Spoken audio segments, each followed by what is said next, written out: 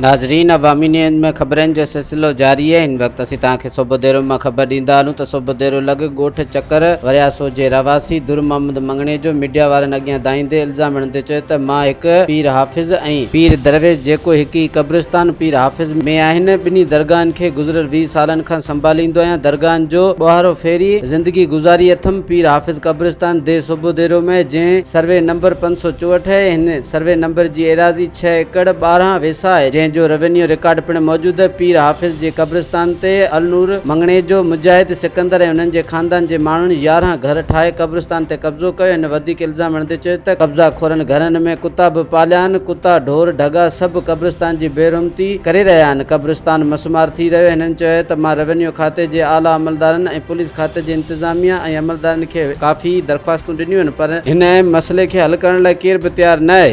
मज़ीद खबरों और तफसीलात के लिए विजिट करें हमारी वेबसाइट www.awamiNewsHD.com।